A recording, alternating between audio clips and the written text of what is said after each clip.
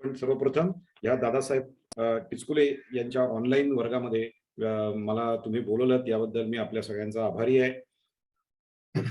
हरिओम. आज दादासाहेब टिचकुले योग वर्गात 826वा दिवस आहे. मी रामकृष्ण ठावकर आपले सर्वांचं सहर्ष स्वागत करतोय. आज गणेश चतुर्थी गणपती उत्सव प्रारंभ होत आहे आणि या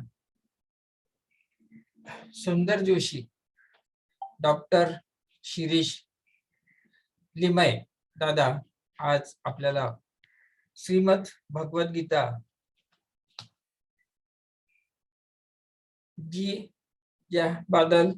जी आपली शृंखला चालू आहे त्याबद्दल आपल्याला माहिती देत आहेत.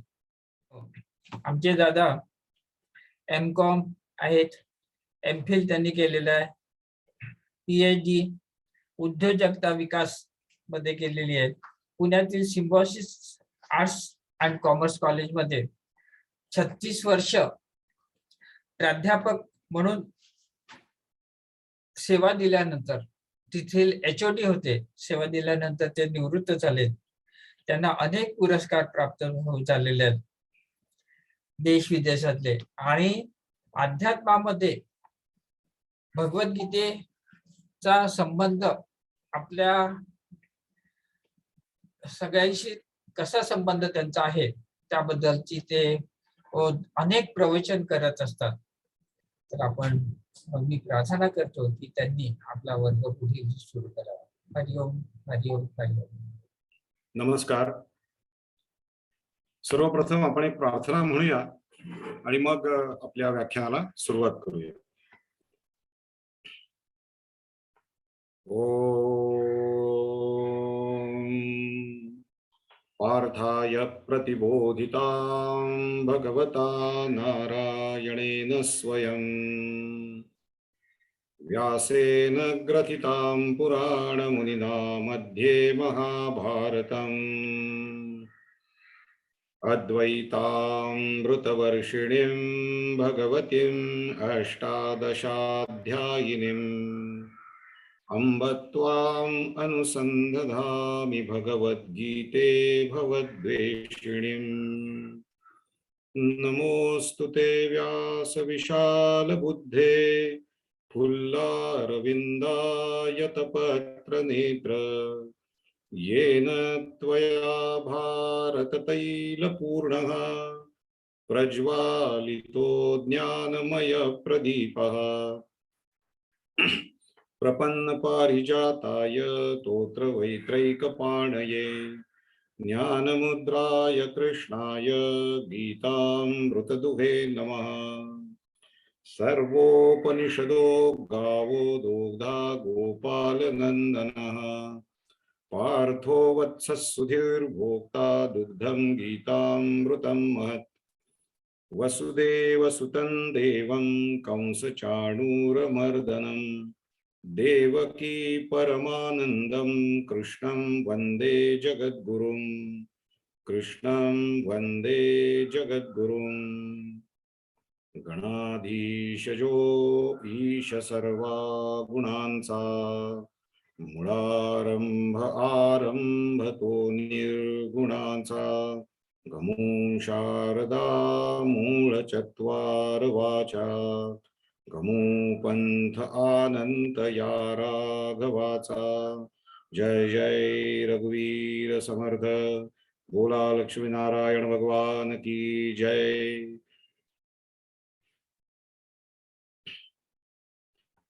तर मागच्या वेळेला आपण महाभारताचा थोडा विचार केला होता. आज गणेश चतुर्थी आहे.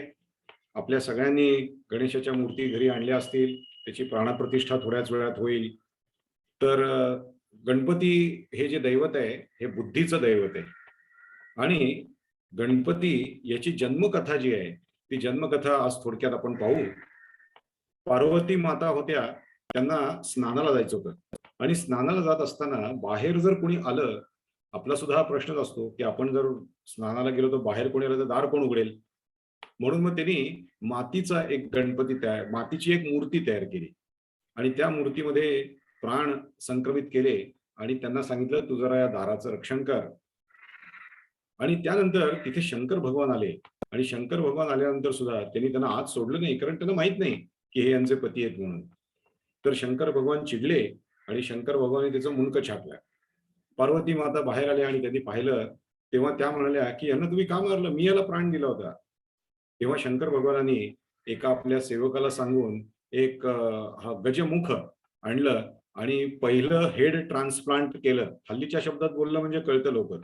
हेड ट्रान्सप्लांट पहिलं हे आपल्या गणेश भगवानाचं केलं. तेव्हा ही गोष्ट महत्वाची आहे की गणपती हा आपल्या महाराष्ट्रामध्ये खूप त्याची पूजा होते, अर्चा होते. केवळ महाराष्ट्रातच नव्हे, जगभर गणपतीची म्हणजे चतुर्थीचा उपवास करणारे लोक आहेत. अथर्वशीर्ष म्हणणारी लोक आहेत. गणपतीची आराधना करणारी बरीच लोक आहेत. पण ही सगळी लोक ही विखुरलेली होती आणि म्हणून स्वातंत्र्यपूर्व काळामध्ये जेव्हा अशी गरज भासली की हिंदूंनी एकत्र व्हायला पाहिजे, एकत्र येऊन काहीतरी एखादी उपासना केली पाहिजे, त्यावेळेला लोकमान्य टिळक यांनी सगळ्या जनतेला जागृत केलं, एकत्र केलं आणि गणेश उत्सव हा उत्सव सुरू केला. गणपतीच्या बद्दलचं वर्णन केल्याशिवाय कुठलाही संत पुरुष आपल्या ग्रंथाची सुरुवात करत नाही. गणेश शारदाश्चैव सद्गुरु सज्जनस्तथा आराध्य दैवतम गुह्यम सर्वं मे रघुनंदनः. म्हणजे लक्षात घ्या की समर्थ रामदास स्वामी सुद्धा गणेश शारदा चैव सद्गुरु सज्जनस्तथा, सद्गुरूंचं वर्णन करतात, सज्जनांचं वर्णन करतात आणि मग आपल्या ग्रंथाला सुरुवात करतात. तेव्हा आपल्याला माहिती आहे, महर्षी वेदव्यासाने जेव्हा महाभारत हा ग्रंथ लिहायला घेतला, त्यावेळेला त्यांनी गणपतीला विनंती केली की तू माझा लेखनिक हो. पण गणपती म्हणाले की मी लेखनिक होईन, पण मला प्रत्येक शब्द समजला पाहिजे. आणि मग वेदव्यास हे अशी काहीतरी कोडी सांगायचे, त्यांना चिंतनासाठी वेळ पाहिजे म्हणून असं काहीतरी कोड्यात्मक एखादं वाक्य सांगायचे की ज्याच्यावरती गणपती विचार करायचे. तेवढ्या वेळामध्ये वेदव्यास हे पुढचा श्लोक तयार करून त्यांना सांगायचे आणि अशा पद्धतीने ते लिहिलं गेलं. तेव्हा गणपती ही बुद्धीची देवता आहे. गणपती हा विघ्नहर्ता आहे. गणपतीला 12 नावांनी संबोधलं जातं. वक्रतुंड, कृष्णपिंगाक्ष, गजवक्र, लंबोदर, विघ्न राजेंद्र, धूम्रवर्ण, भालचंद्र, विनायक, गणपती, गजानन, एकदंत आणि विकट इतक्या 12 नावांनी गणपतीला पुकारलं जातं. एक लक्षात घ्या, जी गोष्ट आपल्याला खूप आवडते ना, त्याला आपण विविध नावं देतो. एखादा लहान मुलगा आहे, तो आपल्याला खूप आवडतो. मग आपण त्याला बऱ्याच नावांनी हाक मारतो. स्वामी विवेकानंदांना सुद्धा लहानपणी नरेंद्र असं म्हणायचे, बिले असं म्हणायचे. अशी अनेक नावं त्यांची आणि म्हणजे त्यांना त्यांच्या आईने ठेवलेली होती. आणि अशा पद्धतीने आपल्याला आढळेल, की जे आपले प्रिय असतात त्यांना अनेक नावांनी संबोधलं जातं. गणपती आपला प्रिय आहे आणि म्हणून त्यांना अनेक नावांनी संबोधलं जातं. कुठल्याही शुभ कार्याची सुरुवात ही गणपतीच्या आराधनेतनं सुरुवात होते. तेव्हा आज आपल्या सगळ्यांना गणेश चतुर्थीच्या हार्दिक शुभेच्छा. माझी अशी आपल्याला विनंती आहे, की आज किमान सबंध दिवसामध्ये एकदा तरी आपण गणपती अथर्वशीर्ष म्हणूया आणि गणपतीची आराधना त्या पद्धतीने आपण करूया. पाहिलं तिथपासून परत सुरू करूया. पण सर्वप्रथम या दादासाहेब टिचकुले यांच्या ऑनलाईन वर्गामध्ये मला तुम्ही बोलवलं याबद्दल मी आपल्या सगळ्यांचा आभारी आहे. श्री रामकृष्ण थावकर सर यांचा मी ऋणी आहे की त्यांनी आपला परिचय एकमेकांचा घडवून आणला. चला तर आपण मागे जिथं थांबलो होतो तिथून सुरुवात करूया आणि आज आपण अनुबंध चतुष्टय काय आहे या सगळ्या भगवद्गीतेचा तो आपण पाहणार आहोत. आपण पाहिलं मागच्या वेळेला पांडवांनी राजसूय यज्ञ केला. दुर्योधनाने तिथल्या त्यांची संपत्ती पाहून तो जळू लागला. त्याला शकुनी मामाची साथ मिळाली आणि त्यांनी द्यूत खेळले. मग युधिष्ठिर हरले. द्रौपदीचं वस्त्रहरण झालं. 12 वर्ष वनवास आणि 1 वर्ष अज्ञातवास अशा पद्धतीची शिक्षा त्यांना भोगायला लागली आणि 13 वर्षांनी तुला राज्य देतो, तू ये असं सांगितलं. पांडव आले, पण दुर्योधनाने काही राज्य दिलं नाही. दुर्योधनाला समजावण्याचा अनेकांनी प्रयत्न केला, द्रुपदांनी प्रयत्न केला. शेवटी त्यांनी कृष्णाला आमंत्रण करायला तो गेला आणि आपल्याला हे माहिती आहे की कृष्णाने भगवंताचं सगळं ऐश्वर आणि सैन्य मागितलं, पण अर्जुनाने मात्र भगवान श्रीकृष्णांनाच मागितलं. आणि नंतर आता युद्ध होणारच असं जेव्हा ठरत होतं, त्यावेळेला कृष्णाने शिष्टाई केलेली, अगदी शेवटचा प्रयत्न. शिष्टाई म्हणजे शिष्टपणा नव्हे, शिष्टाई म्हणजे शेवटचा प्रयत्न त्यांनी केला. आणि त्यांनी कौरवांच्याकडे जाऊन सांगितलं की अरे असं करू नका, किमान त्यांना थोडी तरी एखादी जमीन द्या की जेणेकरून ते त्यांचा उदरनिर्वाह करू शकतील. तेव्हा सुईच्या टोकावर सुद्धा मावेल एवढी सुद्धा जमीन आम्ही त्यांना देणार नाही. इतके ते इरेला पेटलेले सगळे कौरव होते. माझ्या हयातीत मी त्यांना राज्य देणार नाहीच, जमीन सुद्धा देणार नाही, सुईच्या टोकावर मावेल एवढं सुद्धा राज्य मी त्या पांडवांना देणार नाही, असं दुर्योधन म्हणाला. आणि मग कुंतीच्या आशीर्वादानं आणि कृष्णाच्या प्रेरणेनं या युद्धाला पांडव तयार झाले. म्हणजे पांडव कौरवांच्याकडे 11 अक्षौहिणी सैन्य होतं, पांडवांच्याकडे 7 अक्षौहिणी सैन्य होतं. हे अक्षौहिणी काय आहे? दोन्ही मिळून एकंदर 18 अक्षौहिणी त्या ठिकाणी सैन्य रणांगणामध्ये उभे होतं. अक्षौहिणी म्हणजे एकास एकास तिनास 5 असं प्रमाण. कशाचं प्रमाण? एकास एकास तिनास 5 हे प्रमाण कशाचं? तर म्हणजे 5 पट हे, म्हणजे हत्ती जर 1 पट असतील आणि 1 पट हत्ती म्हणजे 21,870 हत्ती, तर रथ सुद्धा तेवढेच असतील, 21,870. आणि घोडे ह्याच्या तिप्पट असतील म्हणजे 65,610 घोडे असतील. आणि पायदळ 1,00,000 5 पट असेल, 21,870च्या 5 पट, 1,09,350 पायदळ म्हणजे 1 अक्षौहिणी. अशी 18 अक्षौहिणी सैन्य, म्हणजे किती मोठं सैन्य तिथे उपस्थित होतं हे आपल्या लक्षात येईल. या सगळ्या युद्धामध्ये 47,23,820 लोक युद्धात एकंदर होती. आणि त्यापैकी फक्त 11 ते 15 हे योद्धे हे युद्धानंतर जगलेले आहेत. केवढं महाभारताचं युद्ध केवढं भीषण होतं याची कल्पना आपल्याला यावरून येते. महाभारतकालीन समाज वैज्ञानिष्ठ होता असं समजू नका, वैज्ञानिक दृष्ट्या प्रगत होता असं समजू नका की त्यावेळेला विज्ञान नव्हतं वगैरे. अनेक क्षेपणास्त्र म्हणजे मिसाईल्स त्यावेळेला होती, वरुणास्त्र होतं, ब्रह्मास्त्र होतं, आग्नेयास्त्र होतं. आणि ही सगळी अस्त्र एकदा फेकल्यानंतर ती नष्ट होत नव्हती, ती परत त्या फेकणाऱ्या माणसाच्याकडे येऊन त्याच्या भात्यामध्ये राहत होती. ही काही काल्पनिक कथा नाही, ही सत्यकथा आहे. काल्पनिक कथा नाही, हा सगळा इतिहास आहे. एकदा अल्बर्ट आइन्स्टाईन यांना विचारलं, काय हो, या तिसरं महायुद्ध जे आहे ते कसं खेळलं जाईल? तिसरं महायुद्ध खेळलं जाईल तेव्हा अण्वस्त्र वगैरे काय असतील? तेव्हा अल्बर्ट आइन्स्टाईन यांनी सांगितलं, तिसरं महायुद्ध कसं खेळलं जाईल हे मला माहित नाही, पण चौथं महायुद्ध मात्र काठ्या आणि दगडांनी खेळलं जाईल. याचा अर्थ असा की तिसऱ्या महायुद्धामध्ये इतका संहार होईल की सगळीच अस्त्र आणि सगळी वैज्ञानिक प्रगती वगैरे धुळीला मिळेल आणि लोकांजवळ फक्त काठ्या आणि दगड राहतील चौथं महायुद्ध खेळायला. अशीच काहीशी परिस्थिती या महाभारतात झालेली आपल्याला आढळते. त्यामुळे अस्त्रांचा उल्लेख आपल्याला महाभारतात आढळतो, पण ती अस्त्र काय होती याची मात्र कल्पना आपल्याला येत नाही. याचं कारण सगळंच उद्ध्वस्त झालं होतं, सगळंच उद्ध्वस्त झालं होतं, काही नव्हतं असं नाही. तर अशा पद्धतीचं हे महान युद्ध, मोठं युद्ध होतं आणि त्यामध्ये फक्त 10 ते 15 माणसं फक्त नंतर योद्धे शिल्लक राहिले होते. यावरून त्याची भीषणता आपल्या लक्षात येईल. चला तर आजचा विषय पाहूया आपण, अनुबंध चतुष्टय. अनुबंध चतुष्टय म्हणजे 4 गोष्टी ज्या ग्रंथ शिकण्याच्या आधी आपल्याला माहिती पाहिजेत. याला अनुबंध चतुष्टय, चतुष्टय म्हणजे 4. अनुबंध चतुष्टय काय भगवद्गीतेचा? आणि अनुबंध चतुष्टयमध्ये कोणत्या 4 गोष्टींचा समावेश होतो? एक म्हणजे त्या ग्रंथात प्रतिपादन केलेला विषय कुठला, हा विषय शिकण्याचा अधिकारी कोण, आणि या सगळ्या विषयाचं प्रयोजनच काय. आणि चौथी गोष्ट म्हणजे ग्रंथ आणि ते समजून घेणारा माणूस यांच्यामध्ये परस्पर संबंध काय. विषय, ग्रंथ आणि माणूस यांच्यातला परस्पर संबंध काय, याला अनुबंध चतुष्टय असं म्हणतात. आपण पाहूया या भगवद्गीतेच्या ग्रंथात कोणता विषय प्रतिपादित केलेला आहे. तर ते आपल्याला आत्ता जी प्रार्थना मी म्हटली त्या प्रार्थनामध्ये आढळतं. पार्थाय प्रतिबोधितां भगवता नारायणेन स्वयं, पार्थाय प्रतिबोधितां. त्याला बोध देण्यासाठी पार्थाय प्रतिबोधितां नारायणेन स्वयं, स्वतः भगवंताने येऊन ही भगवद्गीता सांगितलेली आहे. आणि हा त्याचा विषय आहे. सर्वोपनिषदो गावो, सर्व उपनिषद गायी झालेले आहेत. दोग्धा गोपाल नंदना, याचा अर्थ मी मागच्या वेळेला सांगितला होता. पार्थो वत्स सुधीर भोक्ता दुग्धम गीतामृतम महत. तेव्हा या सगळ्या वेद आणि या सगळ्या उपनिषदांचं सार या भगवद्गीतेत सांगितलंय. हा त्याचा विषय आहे. किंवा ब्रह्म आणि जीव यांचं अद्वैत कसं आहे. ब्रह्म वेगळं आहे आणि जीव वेगळं आहे असं नाही. स्वय तूची आहेस ही ब्रह्म, असं समर्थ रामदास स्वामी म्हणतात. की अरे तू अमृतस्य पुत्र आहेस. स्वामी विवेकानंद म्हणतात अमृतस्य पुत्र.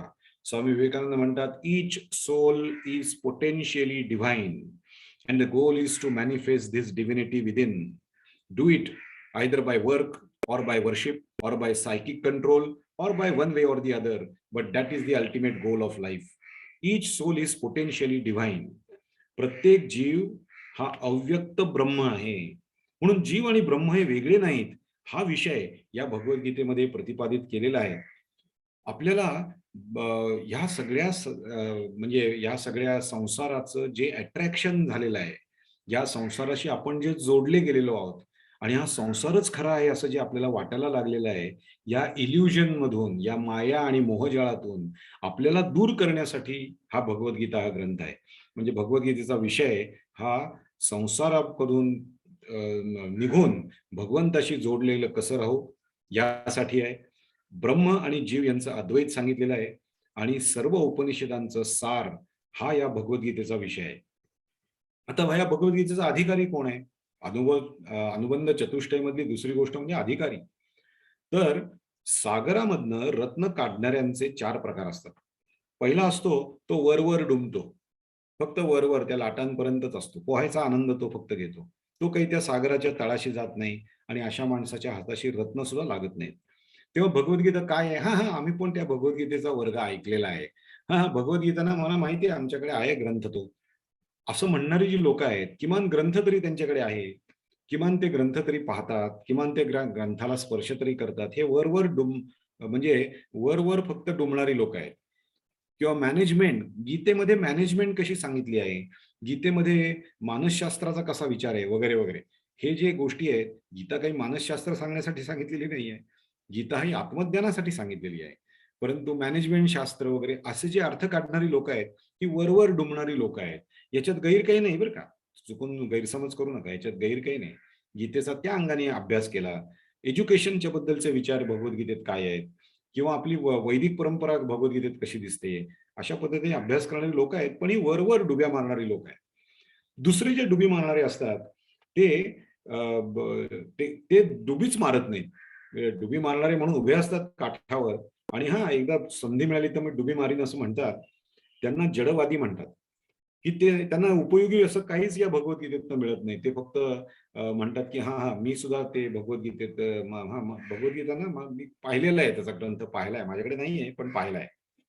पण खरेखुरे डुबी मारणारे जे आहेत, हा जे तिसरे आहेत, तिसरा प्रकार जो आहे, ते त्या समुद्राच्या तळाशी जातात आणि त्यांच्या हाताला जितके ते जास्तीत जास्त त्या तळाशी जाऊ शकतील तितके त्यांच्या हाताला माणिक, रत्न, मोती हे लागू शकतात.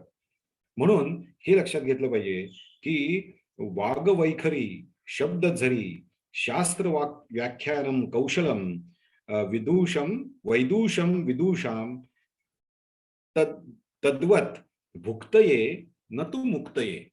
तेव्हा ही जी काही फक्त भगवद्गीतेतले काही श्लोक कोट करता यावेत म्हणून भगवद्गीता शिकली वगैरे, वाग वैखरी आहे, बोलण्याचं स्किल आहे, परंतु याचा अर्थ त्यामुळे त्याला मुक्ती मिळेल असं होणार नाही.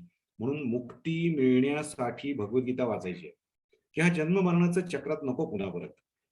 पुनरपि जननम पुनरपि मरणम पुनरपि जननी जठरे शयनम.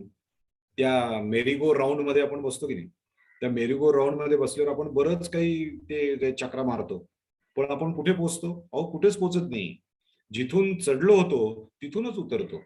म्हणून या जन्म मरणाच्या चक्रातून आपल्याला सुटण्यासाठी, मोक्ष प्राप्तीसाठी, आणि मोक्ष प्राप्तीसाठी कुठे जायचं नाहीये, ह्याच देही याच डोळा याच ठिकाणी मोक्ष आहे. आणि हे आपल्याला भगवद्गीतेमध्ये समजतं. तिसरी गोष्ट अनुबंध चतुष्टयामधली ती म्हणजे प्रयोजन काय आहे याचं. तर प्रयोजन असं आहे, भगवंतानी अर्जुनाला निमित्त करून सर्व जीवांसाठी आत्मज्ञान सांगितलं, हे त्याचं प्रयोजन आहे. भक्ती अधिक शरणागती, भगवंताची भक्ती अधिक संपूर्णपणे शरणागती बरोबर भगवत प्राप्ती आणि भवरोग निवारण, हे त्याचे पर्पजेस आहेत, हे त्याचे प्रयोजन आहे. भगवद्गीतेच्या बद्दलचा कर्मयोगाचा अर्थ लोकमान्य टिळकांनी काढला. भगवद्गीतेमध्ये राजयोग सांगितलेला आहे असं सांगितलं. यम, नियम, आसन, प्राणायाम, प्रत्याहार, धारणा, ध्यान आणि समाधी या अवस्थेतून आपल्याला कसं जाता येईल याबद्दलचा खूप विश्लेषण हे 6व्या अध्यायामध्ये आपल्याला वाचायला मिळतं. म्हणून मोह नष्ट होणं हे त्याचं प्रयोजन आहे. आपल्याला या भव संसाराच्या विषयीचा जो मोह आहे तो नष्ट व्हावा, आपण अंतरंगातून परिवर्तित व्हावं, माणसाने माणसाशी माणसासारखं कसं वागायचं ते शिकवणारा हा ग्रंथ आहे. म्हणून आपल्याला कधी कधी स्मशान वैराग्य येतं. अर्जुनाला सुद्धा तसंच आलं, आपण पाहणार आहोत पुढे. तो तिथे गेला, सगळे नातेवाईक पाहिले समोर आणि मी मारलं तर मरतील म्हणून त्याला एक स्मशान वैराग्य प्राप्त झालं. स्मशान वैराग्य म्हणजे टेम्पररी वैराग्य. आणि त्याला असं वाटायला लागलं आपण सुद्धा कोणाच्या अंत्ययात्रेला गेलो आणि म्हणजे स्मशानात गेलो की आपल्याला सुद्धा वाटतं की अरे सगळ्यांचंच असं होणार आहे, माझं पण असं होईल. थोडंसं वैराग्य प्राप्त होतं तिथे संसाराच्या विषयी.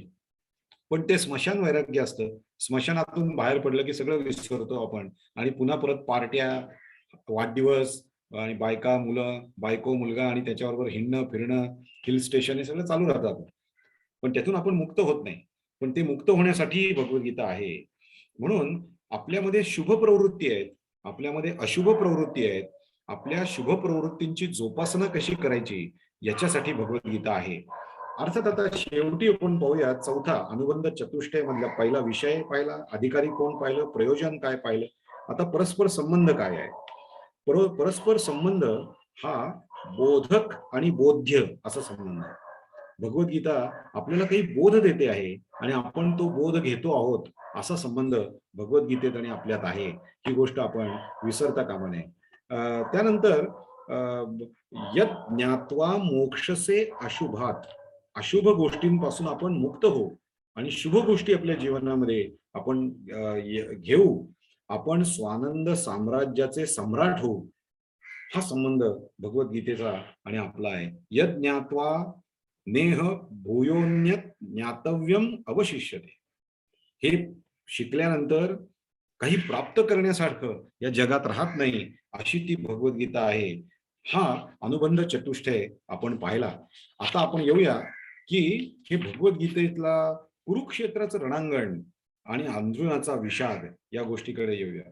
कुठे बरे धर्मक्षेत्रे कुरुक्षेत्रे समवेतायुयुत्सवा, पहिलाच श्लोक आहे.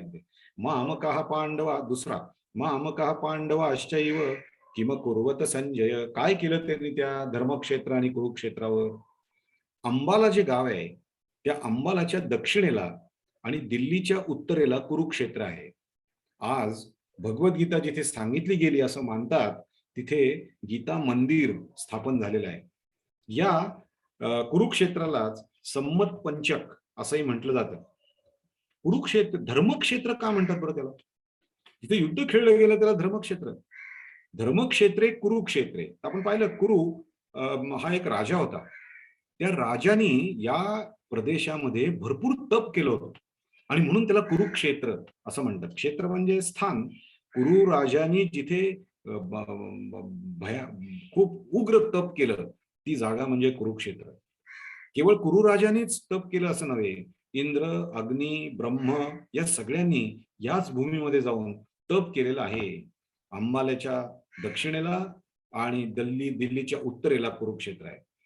आणि म्हणून जो या ठिकाणी जातो, जो या ठिकाणी कुरुक्षेत्रावरती जाऊन जप ध्यान करतो, जो या ठिकाणी मन एकाग्र करण्याचा प्रयत्न करतो किंवा ज्याला या ठिकाणी मृत्यू येतो त्याला उत्तम गती प्राप्त होते असं मानलं जातं. म्हणून कुरुक्षेत्राला धर्मक्षेत्र असं म्हणले आहे. धर्मक्षेत्रे कुरुक्षेत्रे समवेतायुयोत्सवा. आता बघाल धर्म, भगवद्गीतेची सुरुवात धर यांनी होते. धर्मक्षेत्रे. आणि भगवद्गीतेचा शेवट पाहिला तर भगवद्गीतेचा शेवट हा मम या अक्षरांनी होतो. मम आपण पाहूया. यत्र योगेश्वरो कृष्ण तत्र पार्थो धनुर्धरा तत्र श्री विजयोर भूतीर नीतीर मतीर मम मम या शब्दाने होतो. म्हणून एका सत्पुरुषाने सांगितलं की धर्म म्हणजे काय, तर भगवद्गीतेची सुरुवात धनी होते, भगवद्गीतेचा शेवट मनी होतो.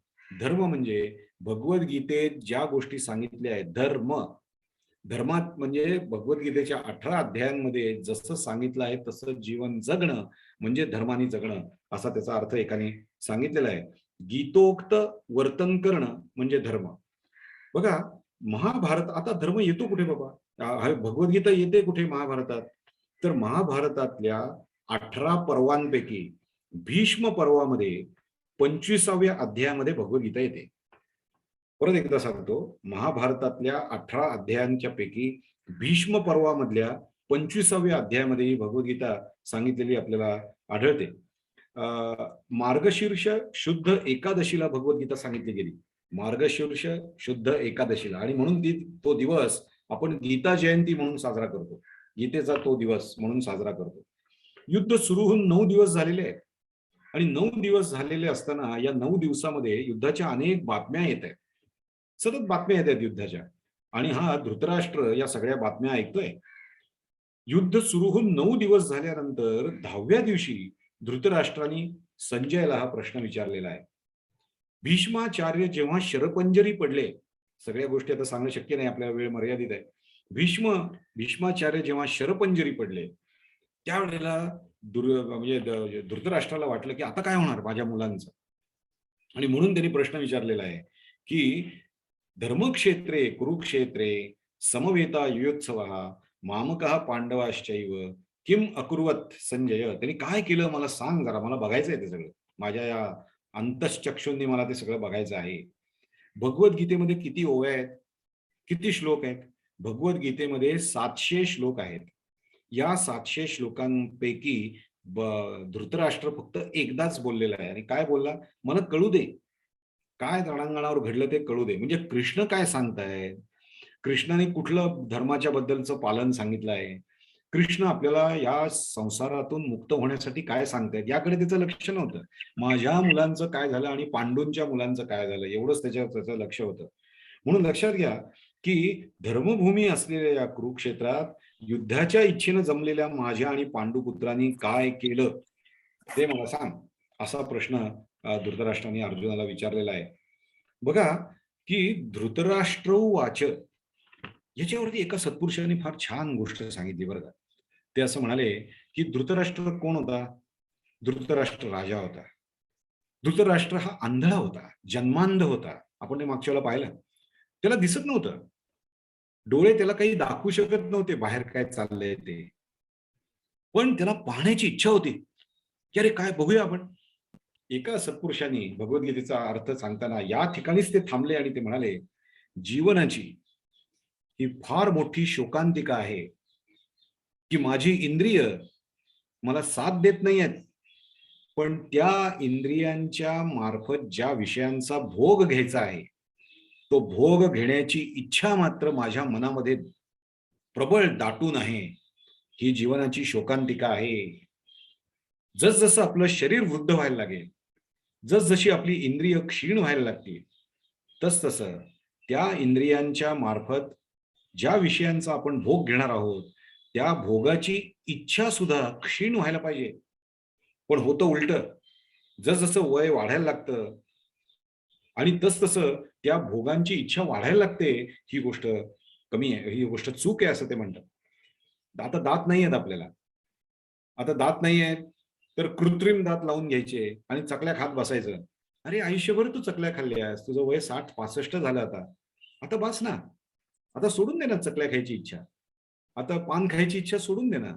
कशाला त्या घरातल्या लोकांना सांगायचं की ते मला चकली कुटून द्या म्हणजे मला ती खाता येईल का? अजून खाण्याची इच्छा बाकी आहे तुझी? अजून कधी गुलाबजाम खाण्याची इच्छा अजून बाकी आहे? तुझी जीभ साथ देत नाही, तुझं पोट साथ देत नाही, तुला ऍसिडिटीचा त्रास आहे, तरी अजून ते खायची इच्छा आहे. ही जीवनाची शोकांतिका आहे. म्हणून ते सत्पुरुष म्हणाले की आपल्याला इंद्रिय क्षीण झालेली आहेत, पण इंद्रियांच्या मार्फत भोग जे भोगायचे त्या भोगाची आसक्ती मात्र प्रबळ आहे. ही जीवनाची शोकांतिका आहे. जसजसं आपलं वय वाढेल, किंबहुना 60 वर्षाच्या नंतरचे आपले सगळे वाढदिवस आपल्याला हे सांगण्यासाठी आहेत, की आता तुझी भोगासक्ती कमी कर. बस झाली भोगासक्ती. किती भोग भोगणार आहेस? कमी कर. चाललास तू मृत्यूच्या जवळ चाललेला आहेस. अजून 1 वर्षाने मृत्यूच्या जवळ गेला. असा भाव धारण करून हळू-हळू आपण या संसारातनं मुक्त व्हायला पाहिजे आणि एक विड्रॉलिझम सुरू करायला पाहिजे. सून घरात आल्यानंतर सासूने विड्रॉ व्हायला पाहिजे. सून घरात आल्यानंतर सासऱ्याने विड्रॉ व्हायला पाहिजे. आता मुलगा निर्णय घेतोय ना, तरी सुद्धा ती सासू घरात जाते, स्वयंपाकघरात जाते आणि स्वयंपाकघरात जाऊन त्या सुनेला सतत सजेशन्स करत राहते. आमच्या घरात असं करणं आहे. अरे तुमच्या घरातलं संपलं. तुम्ही होता तेव्हा केलं. आता सुनेला करू देत ना तिच्या म्हणण्याप्रमाणे. कशाला तुम्ही त्याच्यामध्ये सारखं नाक खुपसता? ही नाक खुपसण्याची जी इच्छा आहे, ही इच्छा जावी यासाठी भगवद्गीता आहे. हळू-हळू विड्रॉ व्हायला पाहिजे आपण. एक सत्पुरुष होते, त्यांनी एक छान गोष्ट सांगितली. ते म्हणले एक राजा होता. त्या राजा आपल्या पंडितांना म्हणाला, की "अरे भगवद्गीता लोकं म्हणतात. काय आहे जरा मला समजून सांगा. भगवद्गीता काय आहे सांगा जरा." तर तो पंडित म्हणला, "ठीक आहे, मी उद्याला येतो आणि मी तुम्हाला भगवद्गीता समजावून सांगतो." त्या दुसऱ्या दिवशी पंडित आले आणि हा पहिला श्लोक त्यांनी राजाला शिकवायला सुरुवात केली. चला म्हणले आपण बसू, पहिला श्लोक शिकू. धर्मक्षेत्रे कुरुक्षेत्रे हो, धर्मक्षेत्रे कुरुक्षेत्रे एवढं शिकून झालं. राजाने त्याचा पुनरुच्चार केला आणि राजाने त्या पंडिताला सांगितलं, "ओ पंडितजी, भगवद्गीता शिकून झाली. आता जा तुम्ही." अहो पंडितजी म्हणाले, "अहो झाली नाही अजून. धर्मक्षेत्रे कुरुक्षेत्रे एवढं शिकून झाले. 700 श्लोक आहेत. पण ह्याच्यातला पहिल्या श्लोकातला 1/4 भागच तुम्ही शिकलेला आहात. तेव्हा अजून सगळी गीता शिकली नाही." तेव्हा तो राजा फार विद्वान होता. राजा म्हणाला, की "कळलं ना मला धर्मवेदात काय सांगितलंय ते. धर्मक्षेत्रे कुरुक्षेत्रे." जरा या शब्दांची आलटापालट करूया आपण. क्षेत्रे क्षेत्रे धर्मम कुरु. अरे तू जिथे जिथे जाशील तिथे तिथे तू धर्माने वाग. किती सुंदर अर्थ आहे. जिथे जिथे जाल तिथे धर्माने वागा. तुम्ही शिक्षक असाल धर्माने वागा. शिक्षक धर्म काय आहे? वर्गात वेळेवर गेलं पाहिजे. वर्ग वेळेवर सुरू व्हायला पाहिजे. प्रत्येक तास शिकवलं पाहिजे. वर्ग लवकर सोडता कामा नये. मुलांच्या चारित्र्य संवर्धनासाठी मदत केली पाहिजे. मुलांच्या को करिक्युलर एक्स्ट्रा करिक्युलर ऍक्टिव्हिटीजसाठी आपण पार्टिसिपेट करायला पाहिजे. मुलांचं कौतुक केलं पाहिजे. मुलांना खचलेले असताना त्यांना आधार दिला पाहिजे. हे सगळं शिक्षकाचं कर्तव्य आहे. क्षेत्रे क्षेत्रे धर्मम कुरु. बँकेचा माणूस आहे, कॅश काउंटरवर बसलेला आहे. तुझा धर्म काय बाबा? कॅश व्यवस्थित मोजून घेणे, कॅश व्यवस्थित देणे. एखाद्याला जर काही अडचण आली तर त्या संदर्भात त्याला मार्गदर्शन करणे. मग मार्गदर्शन करताना अरेरावीची भाषा कशाला पाहिजे? धर्मानी वाग. सतत धर्मानी वाग. धर्मक्षेत्रे कुरुक्षेत्रे समवेता युयुत्सवः. म्हणून धर्म अर्थ काम मोक्ष असे 4 पुरुषार्थ सांगितलेले आहेत. या 4ही पुरुषार्थांचा पाया धर्म आहे हे विसरता कामा नये. धर्म अर्थ मिळवा, पैसे मिळवा, पण धार्मिक मार्गाने मिळवा. धर्मक्षेत्रे कुरुक्षेत्रे क्षेत्रे क्षेत्रे धर्मम कुरु. जिथे जिथे जाल तिथे धर्माने वागा. म्हणून असा अर्थ त्यांनी त्या राजाने त्या पंडितांना सांगितला आणि तिथंच त्यांची भगवद्गीता शिकणं संपून गेलं. चला तर आपण आता या ठिकाणी कोणीतरी विचारतंय प्रश्न. वयोवृद्ध झाल्यानंतर सुद्धा विषय भोगामध्ये अधिकाधिक मन रुतून बसणं हे उदाहरण त्यांना आवडलेलं आहे. आणि खरंच सांगतो आपलं मन फार छोट्या छोट्या गोष्टींमध्ये रुतलेलं आहे. त्या मुलाने काय निर्णय घेतला, मग त्याला आपण जाऊन सजेशन करायचं. एक आजी होत्या, त्यांची आता आजी म्हणजे त्यांची सून घरी आली होती. ते सासू म्हणाली की ती सून होती ती त्या म्हणजे दूधवाल्याशी भांडत होती किंवा तुम्ही दूध 24च दिवस दिलं आणि 26 दिवसाचे पैसे लावले, 2 दिवसाचे पैसे जास्त लावले, आम्ही पुण्यात नव्हतोच, आम्ही घरी नव्हतोच, तुम्ही पैसे कशा लावले याचे? तर ती सासू तिथे गेली आणि सासू म्हणाली, "अगं तुला लक्षात येणार नाही ते, तू कशाला करतेस? मीच करते." मग ती सासू कॅलेंडरवर लिहायला लागली, दूध कधी दिलं? तू काय करायचंय तुला दूध कधी दिलं आणि कधी दिलं नाही? तिचा नवरा कमवतोय, 2 दिवसाचं दूध जास्तीचे पैसे तिने दिले, तिचा प्रश्न आहे, तू कशा लक्ष घालते त्याच्यात? परंतु इच्छा, मी लक्ष घातल्याशिवाय नीट होणार नाही. तुम्ही लक्ष न घातलं तरी हे विश्व चालणार आहे. हे विश्व भगवंताने तयार केलेलं आहे. आणि म्हणून वृद्धापकाळी प्रत्येक गोष्टीतनं मला लक्ष काढता कसं येईल या ठिकाणी लक्ष दिलं पाहिजे आणि हळूहळू संसारातनं विरक्त भावाने घरात जगलं पाहिजे. तरच वृद्ध लोक घरात हवीशी राहतील. अन्यथा वृद्धाश्रम वाढतायत ही गोष्ट चांगली नाही. वृद्धाश्रमातल्या लोकांनी सुद्धा आत्मपरीक्षण करायला पाहिजे. का मला घरातनं काढलं, का मला इथे आणलं गेलं. परिस्थिती काही जणांची अशी असू शकते की घरी कोणीच नाहीये वगैरे वगैरे, परंतु मला काढलं का गेलं, माझं वागणं काही जबाबदार होतं का त्याला, ही गोष्ट आजी आणि आजोबा दोघांनी विचारात घ्यायला पाहिजे की मी मुलांना स्वातंत्र्य दिलं का. एनिवे, मुद्दा असा आहे की धर्मक्षेत्रे कुरुक्षेत्रे समवेता युत्सवा. तेव्हा या ठिकाणी आपल्याला लक्षात येईल की हा जो धृतराष्ट्र आहे हा अक्षरशः बिनबुडाचा आहे. बिनबुडाच्या अशा अर्थानं की त्याला युद्ध व्हावं असंही वाटतंय आणि युद्ध होऊ नये असंही वाटतंय. आणि युद्ध व्हावं, माझी मुलं जिंकावीत असंही एका बाजूला वाटतं, एका बाजूला वाटतंय केवढा नरसंहार होईल, युद्ध होऊ नये. किम अकुर्वत संजय असं तो म्हणून विचारतो. आता लक्षात घ्या, पांडवांना कौरवांनी अनेक वेळेला त्रास दिलेला आहे, तो आपण पुढे पाहू. दोन्ही सैन्य समोरासमोर उभं ठाकतात. आता पुढे जाऊ थोडस. दोन्ही सैन्य समोरासमोर, अर्जुनाला विषाद का वाटला ते पाहू. दोन्ही सैन्य समोरासमोर उभं राहिलं. इतर कुणीही हालचाल करण्याच्या आधी पहिली हालचाल ही दुर्योधनानं केलेली आहे, लक्षात घ्या. त्याला युद्धाची फार खुमखुमी होती. त्या दुर्योधनानं पहिली हालचाल केलेली आहे आणि तो दुर्योधन द्रोणाचार्यांच्या समोर गेला आणि द्रोणाचार्यांना म्हणाला की दृष्ट्वा तु पांडव अनेकम व्यूढम दुर्योधनस्तदा. दृष्ट्वा तु पांडव अनेक, दृष्ट्वा तु पांडव अनेकम व्यूढम, त्यांचं जे व्यूह रचलेला होता तो व्यूढम दुर्योधनस्तदा आचार्यम उपसंगम्य. आचार्य, त्याचे आचार्य कोण होते, त्याचे आचार्य द्रोणाचार्य होते. तो द्रोणाचार्यांच्याकडे गेला. आचार्यम उपसंगम्य, उपसंगम्य जवळ राहून उभा राहिला. राजा, आता बघा राजा आहे, दुर्योधन राजा आहे, पण राजा गुरूंच्या जवळ युद्धाच्या परिस्थितीमध्ये जातो हे चूक आहे. राजाने आपले स्थान सोडायचं नसतं, परंतु तो तिथे गेला आणि ही मनातली अस्वस्थता दाखवते दुर्योधनाच्या. राजा वचनम अब्रवीत, राजाने वचन अब्रवीत, वचन बोलला. काय तो म्हणाला की पश्चैताम पांडुपुत्राणाम, या पांडूंच्या पुत्रानं पश्चैताम, या सगळं पहा. पश्चैताम पांडुपुत्राणाम आचार्य भगतींचमोम व्यूढाम द्रुपद पुत्रेण तव शिष्येण धीमता. ही मुद्दाम मारलेली कोपळ खडी आहे आणि टोचून बोललेला आहे दुर्योधन. द्रुपद पुत्रेण तव शिष्येण. द्रुपद हा तुझा शिष्य होता ना, द्रोणाचार्यांना म्हणताय, द्रुपद हा तुझा शिष्य होता ना, त्या तुझ्या शिष्यानं द्रुपद पुत्रेण, त्याच्या मुलांनी कशी व्यूहरचना केली आहे पहा जरा. तव शिष्येण असं म्हणून त्यांना डिवचलेलं आहे. जो चांगला नेता आहे, लीडर आहे, तो आपल्या युद्धाच्या प्रसंगात आपल्या सहकार्यांना एनकरेज करत असतो.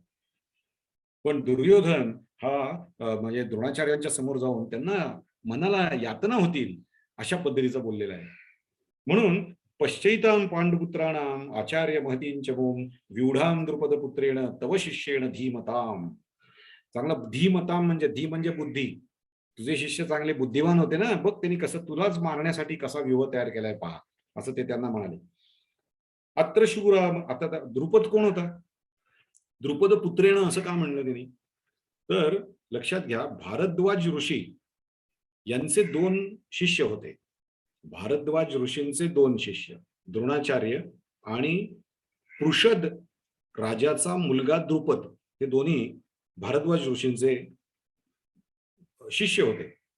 द्रुपद राजा वडिलांच्या पश्चात हा म्हणजे राजा झाला. पृषद या राजाच्या निधनानंतर द्रुपद त्याचा त्याचा मुलगा हा वडिलांच्या पश्चात राजा झाला. पुढे द्रोणाचार्य जे आहेत ते द्रोणाचार्य विद्या संपन्न असूनही गरीब होते.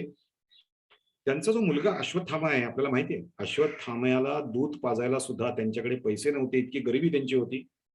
आणि म्हणून द्रोणाचार्यांची पत्नी या मुलाला पाण्यामध्ये पीठ कालवून दूध म्हणून त्याला प्यायला द्यायची.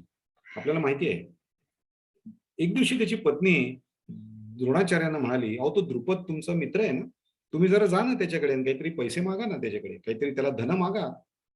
तेव्हा द्रुपद पत्नीनं विनंती केल्यामुळे, या द्रोणाचार्य पत्नीनं विनंती केल्यामुळे द्रुपदाकडे काहीतरी मागायला म्हणून गेला. तो गेला असताना द्रुपदानी द्रोणाचार्यांना ओळख सुद्धा दिली नाही. ओळख सुद्धा, तू कोण असं विचारलं. वास्तविक हे दोघंही भारद्वाज ऋषींचे शिष्य होते, पण दोन शिष्य एकमेकांचा द्वेष करत होते आणि त्यांनी त्याला सांगितलं, मी काही देणार नाही तुला. तेव्हा द्रुपदाचा बदला घेईन मी, असा निश्चय या द्रोणाचार्यांनी केला. आणि द्रुपदाचा बदला घेता यावा म्हणून त्यांनी कौरव आणि पांडवांना धनुर्विद्या शिकवली. का की एक दिवशी ते त्याचा वचपा काढतील. आणि गुरुदक्षिणा जेव्हा मागितली गेली, जेव्हा द्रोणाचार्यांनी त्या पांडवांच्याकडे आणि कौरवांच्याकडे गुरुदक्षिणा मागितली, काय गुरुदक्षिणा देऊ असं विचारल्यानंतर गुरुदक्षिणा काय मागितली, तेव्हा त्यांनी सांगितलं, या द्रुपद राजाला जाऊन पराभूत करा आणि त्याचं राज्य जिंका. कौरव द्रुपदापाशी गेले, पण हरले आणि पळून आले. अर्जुन द्रुपदांच्या पाशी गेला, युद्ध केलं, त्यांना हरवलं आणि त्यांचं राज्य बळकावलं, राज्य घेतलं, द्रुपदाला कैदी बनवलं आणि कैदी बनवून या द्रोणाचार्यांच्या समोर आणून उभं केलं. द्रोणाचार्यांनी आपली जुनी मैत्री लक्षात घेता त्यांनी त्याला अर्धराज्य परत केलं. म्हणजे तू अर्धराज्य घे, अर्ध मी घेतो. आता द्रुपदाच्या मनामध्ये प्रतिकाराची भावना निर्माण झाली. कारण सापाच्या पायावरती जर आपला पाय पडला, सापाच्या शेपटीवर पाय पडला तर तो चवताळून येतो. तसा द्रुपद चवताळला आणि द्रोणाचार्यांना मारणारा पुत्र माझा तयार व्हावा म्हणून द्रुपदानी भगवंताच्याकडे प्रार्थना केली. आणि त्याला जो मुलगा झाला त्या मुलाचं नाव दृष्टद्युम्न, त्याचा जन्म झाला. या दृष्टद्युम्नाने द्रोणाचार्यांना मारण्यासाठी त्याचा जन्म होता हे सांगण्यासाठी म्हणून दुर्योधन सांगतोय की पश्चैताम पांडुपुत्राणाम आचार्य महतींचमून किंवा द्रुपदपुत्रेण तव शिष्येण धीमताम, असं त्यांनी तिथे शब्द वापरलेला आहे. एनिवे पुढे झालं, दृष्ट्वा तू दृष्टकेतुश्चेकितान काशीराजश्च वीर्यवान पुरुजित कुंतीभोजश्च शैव्यश्च नरपुंगवः. आता बघा, दुर्योधन हा शत्रू पक्षात कोण कोण मोठे मोठे योद्धे आहेत ते सांगत बसलाय. कोण मोठे योद्धे त्यांच्यात आहेत. अरे तुम्ही जेव्हा युद्धावर जाता तेव्हा you should think about your own strength rather than thinking about the strength of your enemy. एनिमीचे स्ट्रेंथ काय बघत बसले तुम्ही, परंतु ते एनिमीचे स्ट्रेंथ बघतात. दृष्टकेतुश्चेकितानः काशीराजश्च वीर्यवान पुरुजित कुंतीभोजश्च शैव्यश्च नरपुंगवः युधामन्युश्च विक्रांत युद्धमंश्चाश्च वीर्यवान सौभद्रौ च महाबाहु शंखान दद्मो पृथक पृथक. आता अस्माकम तू विशिष्ट आहे, आता तो सांगतोय, माझे शब्द सांगायला चुकले थोडेसे, मी तुमची क्षमा मागतो. मग पुढे तो म्हणतोय, अस्माकम तू विशिष्ट आहे तान्नी बोधत द्विजोत्तम नायकः मम सैन्यस्य संज्ञार्थं तान् ब्रवीमिते.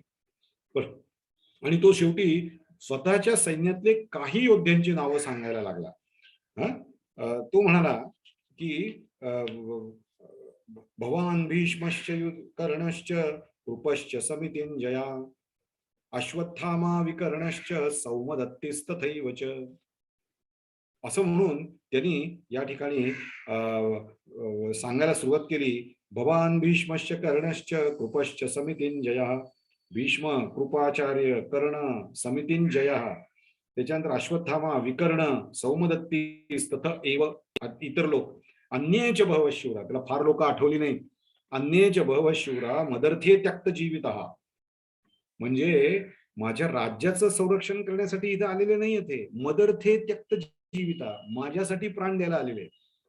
किती चुकीचा ऍटिट्यूड आहे युद्धावरती जातानाचा हा आपल्याला याच्यात समजतो की मदर्थे त्यक्त जीविता नाना शस्त्र प्रहरणा सर्वे युद्ध विशारदाः अपर्याप्तं तदस्माकं बलम भीष्माभिरक्षितम. आमचं जे अफाट सैन्य आहे ते भीष्माचार्यांनी रक्षण केलेलं आहे, त्याचं सारथ्य केलेलं आहे, त्याचं नेतेपद त्यांच्याकडे आहे. अपर्याप्तं तदस्माकं बलम भीमाभिरक्षितम, आणि त्यांचं लिमिटेड सैन्य हे भीमानी त्याचं आधिपत्य केलेलं आहे आणि आता तो भीम तिथे आहे असं त्यांनी सांगितलं. अयनेषु च सर्वेषु यथा भागमवस्थिताः भीष्ममेवाभिरक्षन्तु भवन्तः सर्व एव. तुम्ही काही करा पण त्या भीष्मांना सांभाळा, त्या भीष्मांचं संरक्षण करा. आता किती चुकीचा अप्रोच आहे हा. हे सगळं दुर्योधनाची म्हणजे परटर्ड मनोवृत्ती दाखवते. तो फार डिस्टर्ब झालेला आहे. युद्धाला तर आलेला आहे परंतु तो डिस्टर्ब झालेला आहे, अशी त्याची परिस्थिती या ठिकाणी आहे.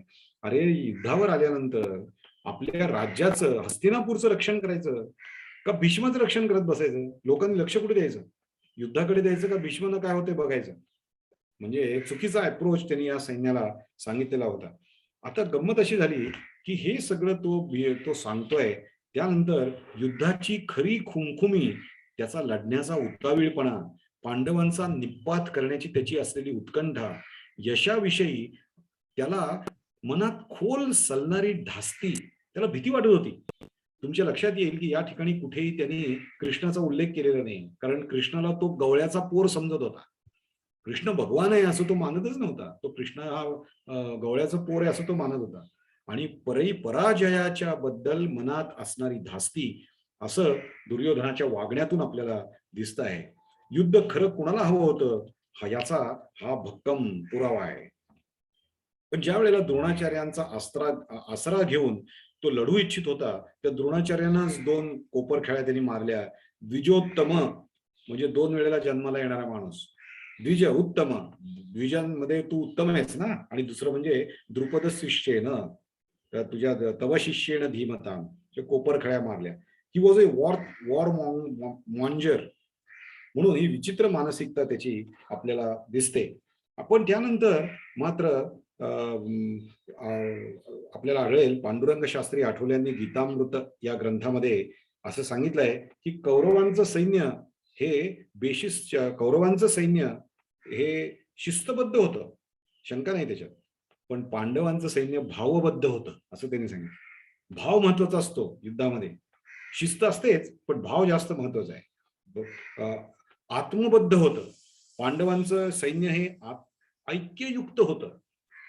कौरवांचं जे सैन्य आहे त्याचा सेनाधिपती प्रथम शंख वाजवतो. यावरून कळतं की कौरव हे शिस्तबद्ध सैन्य आहे. सेनाधिपती आपली जागा सोडत नाही. दुर्योधन सेनापतीकडे जातो. हे सगळं शिस्तबद्ध असल्याचं लक्षण आपल्याला दिसतं. पण पांडवांचे जे शंख फुंकलेले आहेत, त्या शंख फुंकण्यामध्ये पांचजन्यम ऋषिकेशो देवदत्तन धनंजया पौंड्रुम दद्मौ महाशंखम भीमकर्मा वृकोदरः अनंत विजयम राजा कुंतीपुत्रो युधिष्ठिरा नकुलः सहदेवश्च सुघोषमणिपुष्पकौ काश्चश्च परमेश्वासः शिखंडीच महारथा दृष्टद्युम्नो विराटश्च साप्तकिश्चात पराजितः. म्हणून आपल्याला आढळेल की शंखानाद करायलाही तो म्हणजे युद्धाला झालं काय की पांडवांचं सैन्य पाहून दुर्योधनाच्या मनाची परिस्थिती एका बाजूला आणि कौरवांचं सैन्य पाहून अर्जुनाच्या मनाची परिस्थिती एका बाजूला, या जमीन आसमानाचा फरक आहे हे लक्षात घेतलं पाहिजे. आणि पहिला शंख हा पांचजन्यम ऋषिकेशो म्हणजे तस्य संजनयन हर्षम गुरुवृद्ध पितामह सिंहनादम विनद्योचे शंखम दद्मो प्रतापवान ततः शंखाश्च भैर्यश्च, की त्यांना खुश करायला म्हणून पहिला शंख त्यांनी दुर्योधनाने वाजवलेला आहे. तस्य संजनयन हर्षम गुरुवृद्ध पितामह, त्या पितामहानी या दुर्योधनाला आनंद व्हावा म्हणून पहिला शंख त्यांनी फुंकलेला आहे. एक गोष्ट फार चांगली झाली की भीष्मानी पहिला शंख फुंकला, नाहीतर पांडवांची फार पंचायत झाली असती की युद्ध आम्हाला हवंय असा त्याचा अर्थ झाला असता. पण पांडवांना युद्ध नाही, कौरवांना युद्ध हवं होतंय, आपल्याला लक्षात येईल. म्हणून शंख जेव्हा वाजले तेव्हा अर्जुनाच्या मनामध्ये उलथापालथ सुरू झाली. आता बघा अर्जुनाच्या मनाची परिस्थिती काय आहे. अर्जुनाच्या मनामध्ये उलथापालथ सुरू झाली आणि अर्जुनाला असं वाटलं की अरे, इथे भीष्म आहेत, कौरव आहेत, हे माझे सगळे भाऊ आहेत, दुर्योधन आहे, या ठिकाणी द्रोण आहेत. पण लक्षात घ्या, अर्जुनाला भीष्म, कौरव, द्रोणाचार्य आणि म्हणजे दुर्योधन हे दिसले नाहीत. त्याला काय दिसलं तिथे? भाऊ दिसले. भाऊ, हे सगळे माझे भाऊ आहेत. अरे, हे तर माझे गुरु आहेत, हे माझे मित्र आहेत आणि हे माझे नातेवाईक आहेत, आणि यांना मी कसं मारू? म्हणजे मी त्यांना मारू शकणार का नाही हा प्रश्न नव्हता. मारणारच आहेत ते. अर्जुन पराक्रमी आहे, परंतु यांना मी कसं मारू? या आपतेष्टांना मी मारावं का मारू नये? ते जरी समोर दिसणारे भीष्म असले तरी त्यांच्या अंगाखांद्यावर मी वाढलेलो आहे, खेळलेलो आहे, त्यांचा मी नातू आहे, पण मी त्यांना मारावं हे बरोबर आहे का चूक आहे? असा प्रश्न त्याच्या मनामध्ये निर्माण झालेला आहे. त्याचं अंतःकरण अपार करुणेनं दाटून आलेलं आहे. की अरे बरोबर आहे का नाही, whatever I am doing, is it right or wrong. हा राईट ऑर रॉंगच्या ट्रॅपमध्ये तो सापडला. लक्षात घ्या, सद्बुद्धी असलेला माणूस नेहमी राईट किंवा रॉंग याच्यामध्ये तो सापडतो. अर्जुन विचार करू लागला, तसा विचार इतर पांडवांनी केलेला नाही.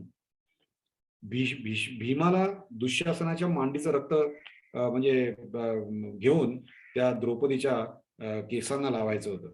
नकुल आणि सहदेव यांची कृष्णावर श्रद्धा होती. कृष्णाने युद्ध करायला सांगितल्यावरती युद्धाला तयार झाले होते. आणि युधिष्ठिर या सगळ्या युद्धाचं प्लॅनिंग करण्यामध्ये गर्क होते. म्हणून या ठिकाणी आपल्याला आढळेल की म्हणजे फक्त कृष्ण अर्जुनाच्याच मनामध्ये अशा पद्धतीचा एक भाव निर्माण झालेला आहे.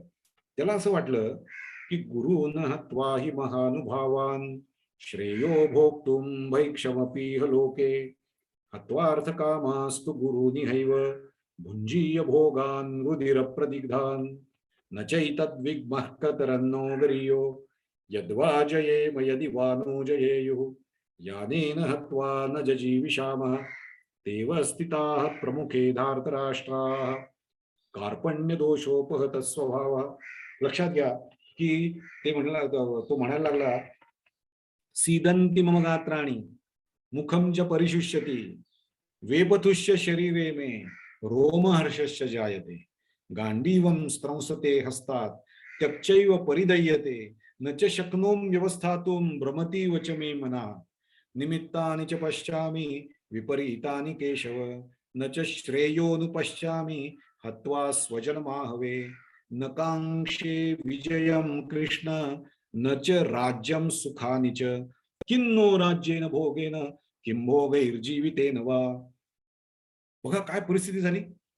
समोर नातेवाईक पाहिले, समोर गुरु पाहिला, समोर भाऊ पाहिले, मित्र पाहिले आणि मनात एकदम चलबिचल झाली. त्याला भीती वाटली आणि काय झालं, हातपाय गळायला लागले, विलक्षण थकवा आला. एवढंच नव्हे, विलक्षण थकवा तर आलाच, पण त्यानंतर घशाला कोरड पडली, शरीर कापू लागलं, अंगावर काटा उभा राहिला, त्यानंतर अंग जळू लागलं. गांडीव नावाचं त्याचं जे धनुष्य आहे ते त्याच्या हातातून घसरू लागलं, गळून पडलं, त्याचं डोकं भ्रमायला लागलं आणि त्याला धड उभं सुद्धा राहवलं नाही आणि धड बसवलंही नाही. आणि या स्थितीमध्ये तो कृष्णाला सांगू लागला, ज्ञान सांगायला लागला. कृष्णाला काय सांगायला लागला की अरे मला तर सगळे अपशकून दिसायला लागलेले आहेत, यांचा नाश करणं बरोबर नाही. मला विजय, राज्य, सुख वगैरे काही गोष्टी नकोत. एका टिसभर राज्यासाठी आपण काय किंवा त्रैलोक्याचं जरी मला राज्य मिळालं, अधिपत्य मिळालं किंवा ही सगळी राज्य मिळालं तरी मला ते नको. मित्रांना मारून काय उपयोग आहे, आप्तेष्टांना मारून राज्य मिळवण्यामध्ये काय अर्थ आहे. ही धृतराष्ट्राची मुलं अल्लड आहेत.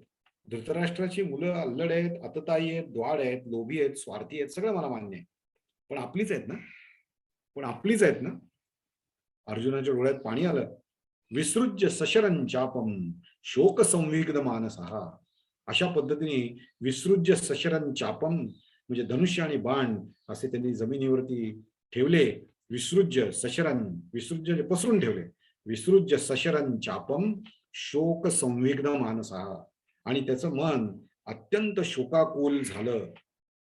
युद्धामुळे कुलक्षय होणार आहे हे त्यांना कळत नसलं तरी मला मानलं पाहिजे ना. अर्जुन श्रीकृष्णाच्या जरी लक्षात येत नसलं तरी माझ्या लक्षात येते ना. कुलक्षये प्रणश्यन्ति कुलधर्मा सनातना धर्मो नष्टे कुलम कृष्णम अधर्मो विभवच्युत. अधर्मात भवत, पुढे त्यांनी सांगितलं की असा अधर्म होईल आणि अधर्म जर झाला तर स्त्रिया ज्या आहेत अधर्माभिभवात कृष्ण प्रदुष्यन्ति कुल स्त्रिया स्त्री सुदुष्टाशु वार्ष्णेय जायते वर्णसंकर. वर्णसंकर होईल. संकरो नरकायैव कुलघ्नानां कुलस्य च पतंती पितरो येषां लुप्तपिंडोदक क्रिया. जर सगळेच मारले गेले तर त्यांना त्यांची पिंडदान कोण करेल त्यांना, आणि सगळं चुकीचं घडेल. उत्सन्न कुलधर्माणां मनुष्याणां जनार्दन नरके नियतम वासो भवती तेरुशुश्रम. किंवा दोषेर येतैर कुलघ्नानां वर्णसंकरकारकैः उत्साद्यन्ते जाती धर्म कुलधर्माचे शाश्वता. हा शाश्वत कुलधर्म जो आहे तो सगळा रसातळाला जाईल. अहोबत महत्पापम कर्तुम व्यवसिता वयम यद्राज्य सुखलोभेन हंतुम स्वजन मुद्यता. यदिमाम प्रतिकारम अशस्त्रम शस्त्रपाणया धार्तराष्ट्र रणे हन्युस्तन्मे क्षेमतरम भवेत. अर्जुन म्हणाला की त्यांनी मला युद्धात मारलं तरी चालेल, परंतु मी काही हे युद्ध खेळणार नाही, हे युद्ध लढणार नाही.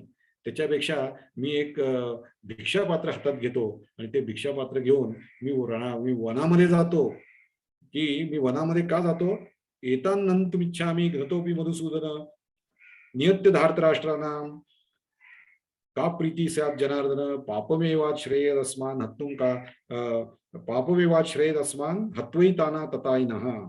तो म्हणला की मला काही त्यांना मारायचं नाहीये. नकांक्षे विजयम कृष्ण न च राज्यम सुखानि च किन्नो राज्येन भोगेन किं राज्येन किन्नो राज्येन गोविंद किं भोगैर्जिने जीवितेन वा. आता हे जगून तरी काय उपयोग? मी जातो रणांगणात, रणांगण सोडून संन्यास घेतो. खूप महत्वाचे प्रश्न या सगळ्या अर्जुनाच्या मानसिकतेत आपल्याला दिसतात. अर्जुनाची जी मानसिकता आहे ती मानसिकता ही रोगिष्ट मानसिकता झाली. रोगिष्ट मानसिकता झाली कारण मनामध्ये आसक्ती होती. मनामध्ये आसक्ती कशाची होती? की अरे माझे माझे आप्तजन आहेत, मी त्यांच्याशी कसं असं युद्ध कसं खेळू, हीच रोगिष्ट मानसिकता आहे.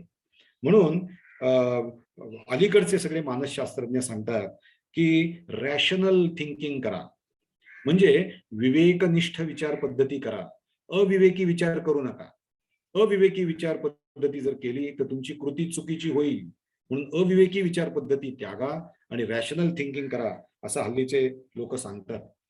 लक्षात घ्या की जेव्हा स्वजन पाहतो तेव्हा मानाचं मन परटर्ड होतं. हे स्वाभाविक आहे. वास्तविक अर्जुन हा लढायला आला होता. मी 4 मिनिटात माझं व्याख्यान संपवेन. अर्जुन हा लढायला आला होता. राज्य सुख भोग यांच्यासाठी नव्हे तर स्वधर्म म्हणून लढायला आला होता. स्वधर्मे निधनम श्रेय परधर्मो भयावहा. पुढे आपण पाहणार आहोत हे सगळे श्लोक. पण तो स्वधर्म म्हणून आला होता की धर्माचरण जर मी केलं तर माझं चित्त शुद्ध होईल, आणि चित्त जर शुद्ध झालं तर ज्ञान ग्रहण करण्याची क्षमता माझ्यात येईल, आणि ज्ञान ग्रहण करण्याची क्षमता आल्यानंतर मला आत्मज्ञान होईल. म्हणून अर्जुन स्वतःचं चित्त शुद्ध करण्यासाठी स्वकर्म करण्यासाठी आला होता, स्वधर्म करण्यासाठी आलेला होता. पण रणांगणामध्ये स्वजन आणि नातेवाईक आणि गणगोत पाहिले आणि त्याच्या मनामध्ये दया उत्पन्न झाली, करुणा उत्पन्न झाली, आणि स्वजनांच्या विषयी त्याला असं वाटायला लागलं, स्वजनम ही कथम हत्वा सुखीना, अरे त्यांना मारून काय सुख मिळणार आहे. आणि द्रष्टुएमम स्वजनम कृष्ण असं त्यांनी सांगितलं, मला स्वजन दिसतायत. कृष्णाला या ठिकाणी स्वजन दिसले नाही, कृष्णाला अर्जुनाच्या मनातली आसक्ती दिसली. म्हणून आसक्ती हे आपल्या ऱ्हासाचं कारण असतं आणि आपला स्वधर्म विसरायला लावतं. एक साधू होता. आसक्तीमुळे माणूस कसा स्वतःचा धर्म विसरतो, स्वधर्म जे आहे तो विसरतो, हे सांगण्याचं उदाहरण सांगतो आणि थांबतो, 2 मिनिटांमध्ये थांबतो. तो सत्पुरुष, तो साधू एका जंगलामध्ये राहत होता, आणि त्या जंगलामध्ये राहत असताना तो म्हणजे निष्कांचन होता, आणि तो म्हणजे त्याचं तो अंगावरती वस्त्र सुद्धा घालायचं नाही. तर त्यांनी काय केलं, आपली लंगोटी धुतली, फक्त लंगोटीच असायची, ती लंगोटी धुतली आणि तिथे वाळत टाकली होती. तर एकदा काय झालं, ते उंदरांनी ती लंगोटी पळवून नेली. आता उंदरांनी लंगोटी पळवून नेल्यानंतर तो साधू चिंतित पडला. आता साधूचं काम काय? जप ध्यान करणं, भगवंताची आराधना करणं हे काम होतं, हे त्याचा स्वधर्म आहे. पण झालं काय, त्याचे जेव्हा शिष्य आले, कोणी भेटायला लोक आली, तेव्हा त्यांनी सांगितलं, अहो काय म्हणे, ते उंदीर सगळे वस्त्र पळवून नेतात, काय कळायचं काही कळत नाही. तेव्हा एका शिष्याने सांगितलं, तुम्ही असं करा, मांजर पाळा म्हणे, म्हणजे मांजर उंदीरा खाईल. ठीक आहे ठीक आहे म्हटलं. त्यांनी एक मांजर पाळलं. मग रोज त्या मांजराला तो दूधवाला सांगितलाय, त्या दूधवाल्याकडनं दूध यायचं, ते मांजराला तो द्यायचा, म्हणजे मांजर या उंदराला मारायचं. पण आता रोज रोज ते दूध घेण्याचं अवघड होऊन गेलं हो. रोज दूधवाला कोण येणार रानामध्ये? तेव्हा त्याला दुसऱ्या एका शिष्याने असं सांगितलं, तुम्ही असं करा, एक गाय पाळा म्हणलंय. मग त्या साधूने गाय पाळली, आणि मग त्या गायीचा गोठा साफ करणं, शेण काढणं, किंवा तिला खायला देणं, तिला धुणं, या सगळ्या गोष्टींमध्ये त्याचा दिवसच्या दिवस जाऊ लागला, आणि जप आणि ध्यान मागे पडलं, स्वधर्म मागे पडलं. आणि ती गाय तिथे आल्यानंतर त्या गायीला अर्थातच वासरू झालं, मग त्या गायीचं बाळणपण करणं वगैरे सगळं त्याला करावं लागलं. म्हणजे लक्षात घ्या, तू सगळा संसार सोडून त्या रानात गेला होतास, पण शेवटी रानात संसारच सुरू केलास ना. म्हणून आसक्ती जी आहे, ती आसक्ती माणसाला आपल्या स्वधर्मापासून भ्रष्ट करते. आसक्तीमुळे माणूस हा स्वधर्मापासून भ्रष्ट होतो, हा मुद्दा सांगून आता मी माझ्या वाणीला विराम देतो. आपल्याला केवळ 1च मिनिट शिल्लक आहे. त्या 1 मिनिटामध्ये आपण असं पाहिलं ते पाहूया. आज आपण पाहिलं अनुबंध चतुष्टय काय भगवद्गीतेचा, त्याचप्रमाणे कुरुक्षेत्र काय होतं, रणांगण काय होतं त्याची थोडी माहिती घेतली आणि अर्जुनाचा विषाद त्याला का निर्माण झाला, मनात आसक्तीमुळे विषाद निर्माण झाला, या गोष्टी आपण पाहिल्या. आता आपण पुढच्या लेक्चरमध्ये प्रत्येकाच्याच मनात ही आसक्ती कशी घर करून असते आणि ही आसक्ती माणसाला पश्चात्तापाचे अश्रू गाळत बसण्यासाठी कशी कारणीभूत होते, हीन दीन आणि भारभूत जीवन कसं बसं संपवण्याकडे माणसाची वृत्ती कशी होते या आसक्तीमुळे, त्याचं आपण विवेचन हे पुढच्या लेक्चरमध्ये बघू आणि अर्जुनाच्या मानसिकतेतून काहीतरी शिकू. आणि म्हणून या पहिल्या अध्यायाला म्हटलेलं आहे अर्जुन विषाद योग. अर्जुनाचा विषाद म्हणजे अर्जुनाला झालेल्या दुःखामुळे अर्जुन हा भगवंताशी जोडलेला गेला. योग म्हणजे जोडले जाणे, योग म्हणजे जोडले जाणे. युज या धातूपासून योग हा शब्द तयार झाला. युज अर्थ जोडले जाणे. भगवंताशी तो जोडला गेला. कशामुळे गेला? विषादामुळे गेला, दुःखामुळे गेला. म्हणून या पहिल्या अध्यायाचं नाव आहे अर्जुन विषाद योग. म्हणजे दुःखाने सुद्धा तुम्ही भगवंताशी जोडले जाऊ शकता, हे याच्यातून आपल्याला शिकायचंय. दुःखामुळे आपण कसे भगवंताशी जोडले जाऊ शकतो, कुंतीने दुःख का मागितलं, आपण जर आसक्त झालो तर आपल्या जीवनाचा ऱ्हास कसा होतो, या सगळ्याचं विवेचन आणि फार महत्वाचं विवेचन आपण पुढच्या वेळेला पाहू. या टेक्निकल ज्या गोष्टी होत्या त्या जवळजवळ सांगून झाल्या, पण आता मात्र आपल्या साहेबांनी सांगितल्याप्रमाणे आपण आता खरा मनाचा विचार आणि चिंतन आपण सुरू करणार आहोत. आपण शांत चित्ताने ऐकून घेतलं याबद्दल मी आपल्या सगळ्यांच्या हृदयस्थ परमेश्वराला प्रणाम करतो आणि 1 मिनिट मी जास्त बोललो याबद्दल क्षमा मागतो. आपण शांती मंत्र म्हणून थांबूया. ओम शांती शांती शांती. हरि ओम तत्सत. श्रीरामकृष्णार्पणमस्तु. धन्यवाद. कोणाचे काही प्रश्न असले तर सांगू शकता. हरिओम. आता दादांनी खूप छान विषाद योग सांगितलाय. मी नर्मदा परिक्रमावरून आलोय लगेच. तर मला मध्यंतरी आपले महाराष्ट्रीयन प्रतापराव म्हणून मला त्यांच्या आश्रमात मला जायला मिळालं. त्यांचं दत्ताचं मंदिर आहे आणि ते असं माझ्यासारखेच हे जात असताना त्यांना गुरुनी आज्ञा दिली की इथे तुम्ही सेवा द्यावी म्हणून. आणि त्यांनी सुंदर आश्रम तिथे बांधलं आणि सगळे महाराष्ट्रीयन लोक तिथे आवर्जून जातात. तर मलाही सांगायचं की त्यांना प्रोस्टेट ग्लँडचा प्रॉब्लेम होता. मी त्यांना विचारलं की महाराज मी आपल्याला काही मार्ग सुचवू का, थोडस माझं योगाचं ज्ञान असल्यामुळे. तर म्हणे नको नको. म्हटलं का? म्हटलं थोडस मी सांगतो तुम्हाला, जर काही करायचं असेल तर करू शकताय. नाही म्हणाले नाही, तुम्ही मला मार्ग सांगाल, मी त्याचं अनुकरण करेल, माझं मन तिकडे वळेल आणि काय होईल तर म्हणे माझं दुःख दूर होईल. माझं दुःख दूर झालं तर मला काय होईल, माझी खूप मोठी हानी होईल.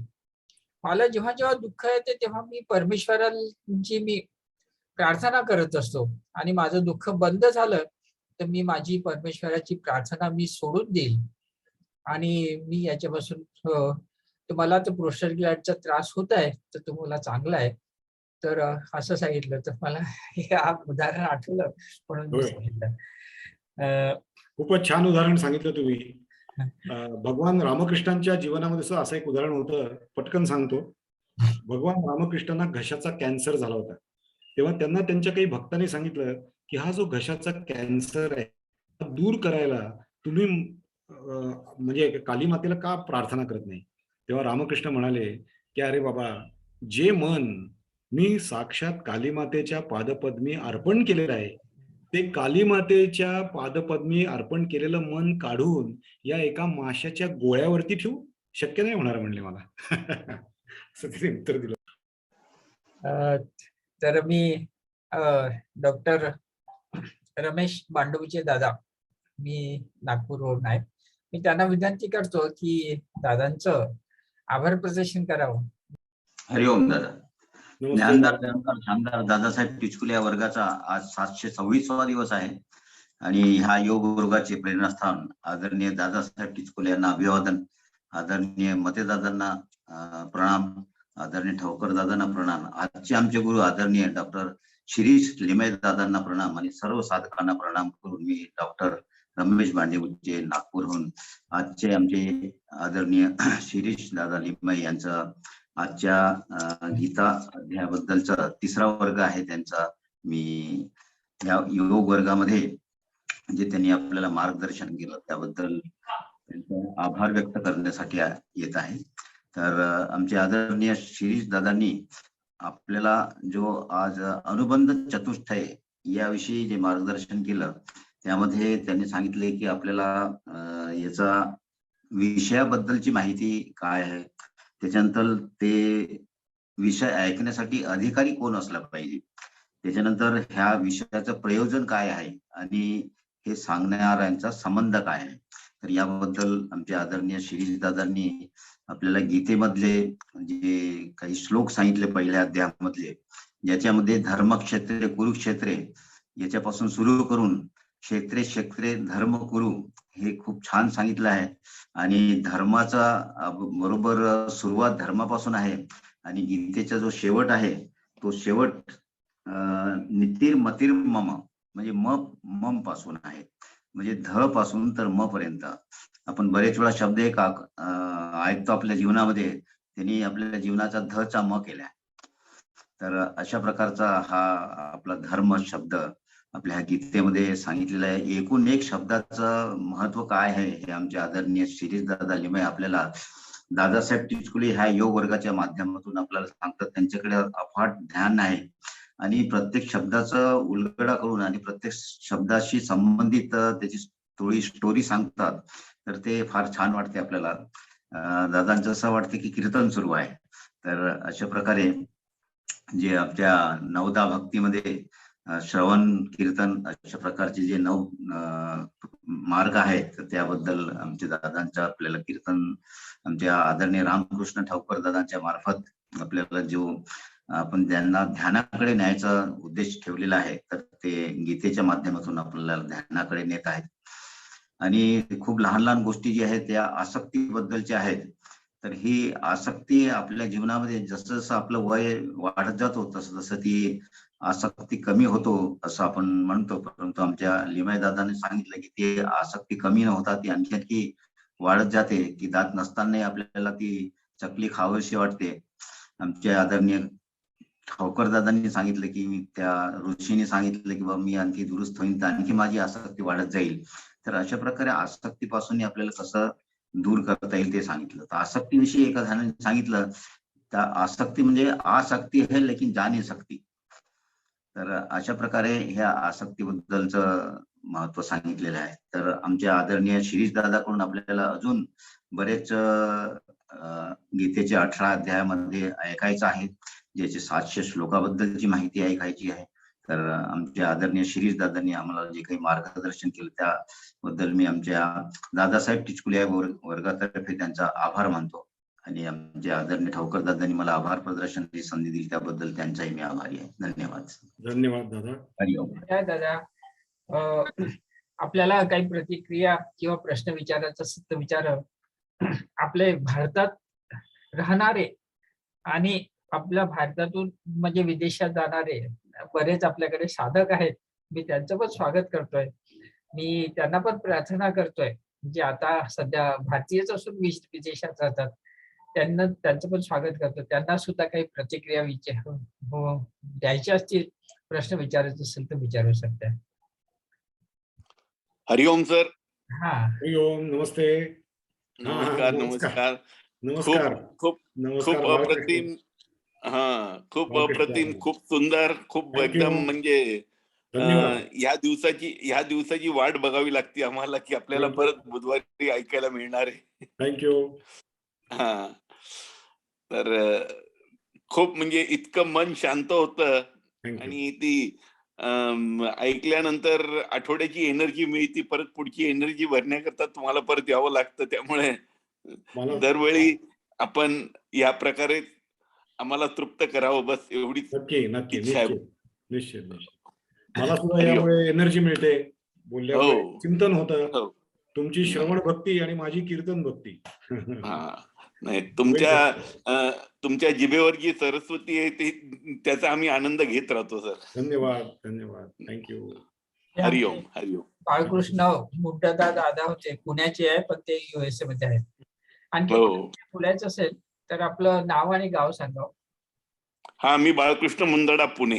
बरोबर आहे. सध्या मी US ला आहे. हरिओम. हरिओम.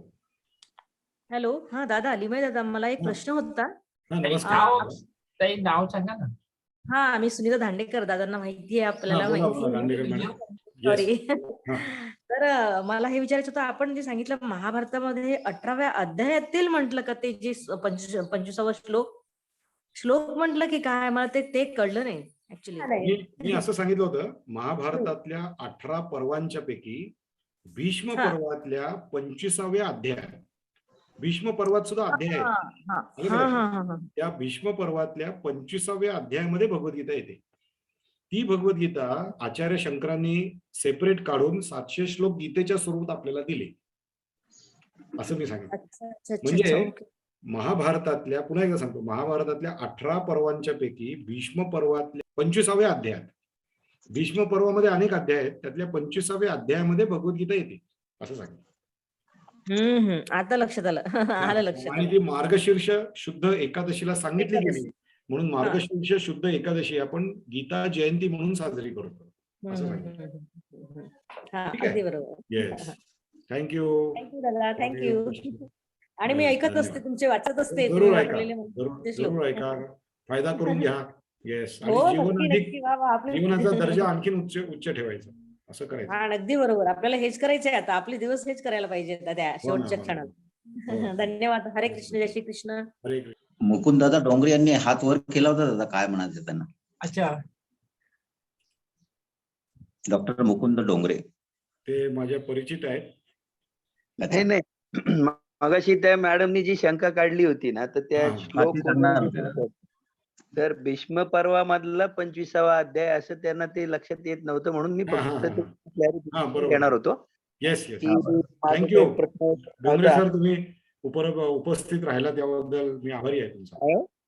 कसं आहे की काल मला मेसेज आल्यावर मग आपलं नंतर बोलणं थोडंसं झालं, म्हणल्यावर मी म्हटलं की तरी थोडंसं 5-1 मिनिट मला उशीर झाला. काही हरकत नॉर्मली नाही, वेळेपूर्वी जॉईन व्हायची सवय असून काही सुद्धा हरकत नाही, काही हरकत नाही. धन्यवाद. थोडंसं ते झालं. पण खूप छान झालं. सकाळच्या वेळेला हे ऐकायला नेहमीच चांगलं वाटत असतं. Thank दादा you. व्हिडिओ ओपन करा ना आपला. नाही काही गरज नाही त्याची. तर दुसरा एक मुद्दा मला असा वाटला की रॅशनल ज्या वेळेला आपण म्हणत असतो, हो, रॅशनल याच्यामध्येच समबुद्धी हा एक भाग असतो. आहे ना. उदाहरणं देताना सुद्धा थोडंसं रॅशनल असावं असं मला वाटतं शिरीषवर. हो हो, बरोबर आहे. की आसक्तीच्या विषयीचं विवेचन मला आणखीन दुसरं एक सजेस्ट करावं असं वाटतं की हा हा, हा विषय हा एका सेशन मध्ये होण्यासारखा नाहीये. नाहीये. तर म्हणजे हे असं मी 3-4 सेशनचं एकत्रित करून एका सेशन मध्ये हो. तर मग घाईघाईत ते झाली. जाणवत होतं की गडबड होती थोडीशी. होय होय होय, घाईघाईत गेलो, कारण आपल्याला तो विषय मोठा होता. बरोबर तसं बरोबर. झालं. त्याच्यामुळे मी माझी विनंती आहे की हा, असा ज्यावेळेला एक थोडासा याच्यात आध्यात्मिक भाग पण असल्यामुळं एका सेशन मध्ये हे वाइंड अप करण्याच्या ऐवजी 2 किंवा 3 सेशन्स मध्ये होय होय होय. नाही, याच्यामध्ये दुर्योधनाची डॉक्टर प्रवृत्ती साहेब, आपण काय करू की जेव्हा हे टेक्निकल गोष्टी होत्या, आत्ताच्या ज्या होत्या ते खूप टेक्निकल गोष्टी होत्या, ते रणांगण कसं होतं वगैरे वगैरे, पण जेव्हा आपण स्थितप्रज्ञाची लक्षणं पाहू, दुसऱ्या अध्यायातल्या काही गोष्टी पाहू, त्यावेळेला आपण त्याच्यावरती सविस्तर वर्णन करू, कारण त्या आपल्या जीवनाशी खूपच संदर्भात असतील. आता पुढचं जे लेक्चर असेल त्या लेक्चरमध्ये अर्जुनाची मानसिकता, आपली मानसिकता आणि आपल्या मानसिकतेमुळे आपण दुःखाच्या खाईत कसे जातो याबद्दलचं वर्णन करताना मात्र मी वेळेचं थोडं हे करणार आहे, लक्ष देणार नाही वेळेकडे. नाही, तुमचं एक मला कसं जाणवलं की तुमचं या विषयावरती प्रचंड अभ्यास असून सुद्धा हा, तुम्हाला हे असं थोडस गडबड करावी लागली. होय होय. ते मला थोडं योग्य वाटत नव्हतं, की तुमचे आणि- एवढा त्याच्यावर अभ्यास आहे तर ते तिथपर्यंत आमच्यापर्यंत पोहोचताना गडबड बरोबर आहे, होण्याची बरोबर. गरज नाही असं मला स्वतःला नाही, जाणवलं. तुम्ही अतिशय चांगल्या पद्धतीने सांगितलं आणि असं परखड कोणीतरी सांगणार पाहिजेच, शंका नाही त्याच्यात. पण आपण पुढच्या लेक्चर पासून तुम्ही म्हणता ते मी काळजी जरूर घेईन. जरूर जरूर. I will improve. मनापासून धन्यवाद. तर कोणाला काही प्रश्न विचारायचे नाही किंवा प्रतिक्रिया द्यायची नाही, म्हणून आपण 7 तारखेच्या वर्गाला आपण उपस्थित राहू. पुन्हा गणेश उत्सवाच्या सगळ्यांना शुभेच्छा देऊन आजचा वर्ग आपण इथे समाप्त करताय.